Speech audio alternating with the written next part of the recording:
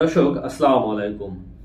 Donald Trump বা আমেরিকাকে এই যুদ্ধে সরাসরি অংশগ্রহণ করানোর জন্য উঠে পড়ে লেগেছে দখলদার বাহিনীর প্রধান নেতানিয়াহু। তিনি চাইতেছেন যে আমেরিকা এই যুদ্ধে তাদের সাথে কাঁধে কাঁধ মিলিয়ে সরাসরি যুদ্ধে অংশগ্রহণ করুক।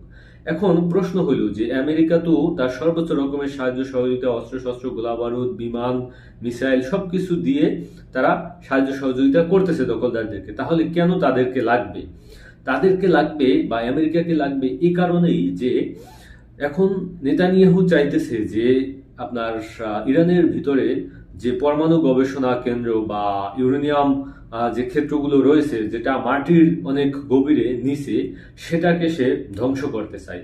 এবং এই মাটির বা পাহাড়ের নিচে অনেকগুলো আপনারা মিসাইল উৎপাদন কারখানাও রয়েছে। তো এইগুলা ধ্বংস করার জন্য এখন উঠে পড়ে লেগেছে নেতানিয়াহু। এখন এইগুলো যদি ধ্বংস করতে হয়, ধ্বংস করার জন্য তার কাছে বাংকার বোমা লাগবে। এবং বাংকার ক্যাস্টার যে বোমাটির নাম, সেই বোমাটি আসলে আপনার নেতানিয়াহুর কাছে বা দখলদারদের রাষ্ট্রের কাছে নেই। এই বোমাটি রয়েছে আমেরিকা এবং এই বোমাটির ওজন হইল 13.6 টন। তো 13.6 টনের একটা বোমা আমেরিকার থেকে নিয়ে এসে যে ইরানে ফেলবে, ইরানে ফালানোর জন্য যে বিমানটি দরকার, যে শক্তিশালী যুদ্ধ বিমানটি দরকার, সেরকমের কোনো বিমানও দখলদারদের কাছে নেই। এই বিমানটিও রয়েছে আমেরিকায়। তো এই যে বোমাটি বা এই বোমাটি পাওয়ার জন্য এখন নেতানিয়াহু চাইতেছে যে যে কোনো ভাবে হোক এই আমেরিকাকে এই যুদ্ধে অংশগ্রহণ করাইতেই হবে।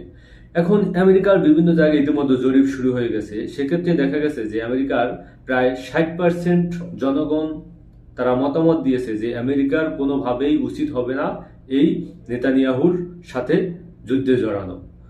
এমনকি 24% লোক সেখানে তারা সিদ্ধান্ত জানাতে অস্বীকার করেছে। তারা এখনো পর্যবেক্ষণ করছে যে যুদ্ধে জড়াবে কি জড়াবে না। এবং 16% লোক আপনার মত দিয়েছে যে আমেরিকার উচিত এই যুদ্ধে সরাসরি অংশগ্রহণ করা। তো সেখানকার জনগণ তো 16%, তো তারাই আছে। তো যাই হোক, এখন আসলেই যদি মনে করেন যে ডোনাল্ড ট্রাম্পকে নেতানিয়াহু ম্যানেজ করে ফেললো, তাহলে কি এই বোমা সে পেতে পারবে? তার জন্য পাওয়াটা অত সহজ হবে না। কারণ আপনারা জানেন যে আমেরিকার নিরাপত্তা প্রধান তুলসী গাবার্ড তিনি একটি মন্তব্য করেছেন যে ইরান পরমাণু উৎপাদন করছে না। কারণ তুলসী গাবার্ডের কাছে সমস্ত রকমের গোয়েন্দা প্রধানদের রিপোর্ট কিন্তু আছে। এবং এই তুলসী গাবার্ড কিন্তু ইরান ইরাক যুদ্ধের সময় কিন্তু তিনি একজন জেনারেল ছিলেন, মেজর ছিলেন। কিন্তু তিনি এই অঞ্চলের রাজনীতি, এই অঞ্চলে দীর্ঘদিন যাবৎ তিনি দায়িত্ব পালন করছেন। তো সেই অভিজ্ঞতার ভিত্তিতেই কিন্তু